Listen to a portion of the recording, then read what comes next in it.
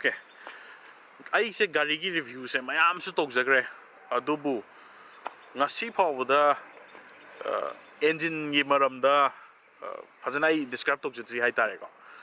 engine se makal lei ko akhoi gi air cool engine hai bama oil cool engine hai bama adagi akhoi gi liquid cool engine hai bama makal ahum thongna lei ko sigi engine se Kamain to have the describe to explain to what's up people, Johnny here again. Although I give video say Pambira ke like to biro subscribe to biro mo the video se how is it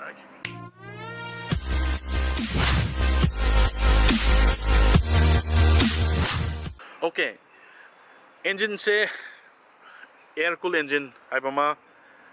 oil cool engine hai bama liquid cool engine hai bama see how the difference Kamain to have to khang se akhoi air cool engine haisna akhoi yamna some term da akhoi yamna lowest oiba cc yamna pick pa ko gari se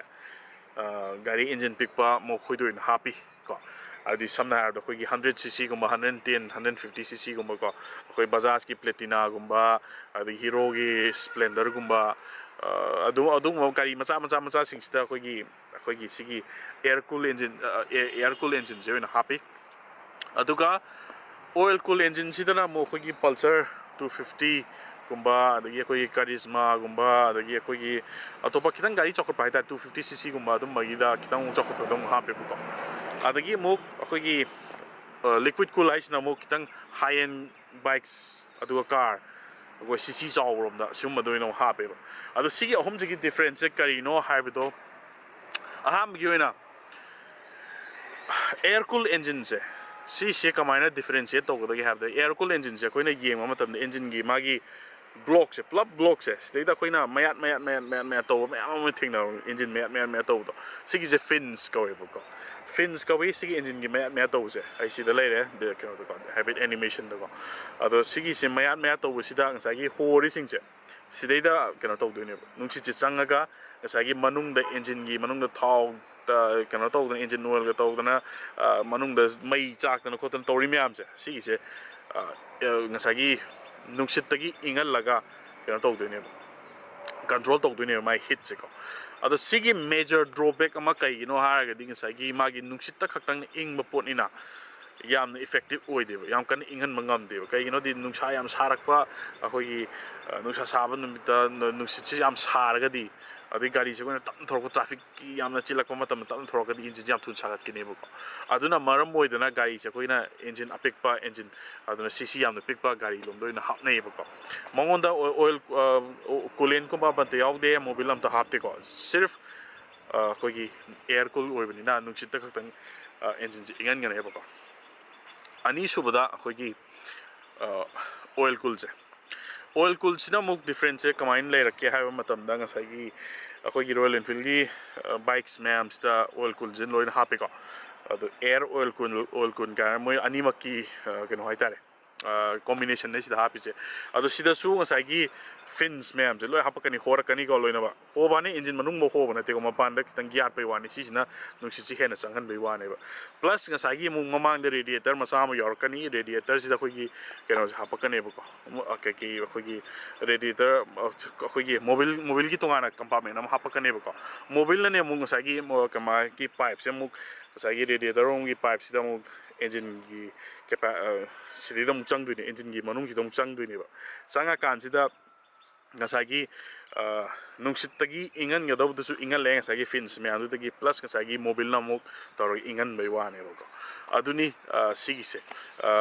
sisi na mo khoi gi muk Royal Enfield gi gari me am 350cc gumba khoi gi atoba gari Himalayan gumba no khoi tholai me am de air oil cool engine haise ko samane sisi oil cool engine haise sisi ni liquid cool license na mo kitang high end gari dong hapa ni aduka car me am su loina liquid cool oira ni ko liquid cool sina mo khoi coolant hapak pase coolant sina mo combine to ge ha ka magi anti corrosive or anti freeze or magi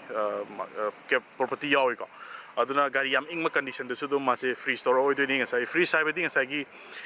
engine je akoina thau hapani ko engine oil hapakani ko engine oil je sum hapak engine oil che kamain to ge dang sai friction thok to na bane ba sai gi manungi metal me am ta khaina ba engine oil je hapakan da smooth oina na ba gi wa ne ba ko aduga engine oil se nga sai gi hapsala ga sai gi torkan piston je man up and down torkan smaina adu main torka de ne ba khoi ne gari je engine on to wa hai se si gi se kamain to ge si gi manung ji coolant je hapsala ka do ne ba ing na ba ado mawon da di mo sagi keno si yoro roi sagi fins me am si yoro roi ko aduga radiator aso wom yora ni radiator sida koi coolant ja hapa ne coolant ja hapa kan dang sai coolant sida pipe toraga sai direct engine sida changa do ne ba aduna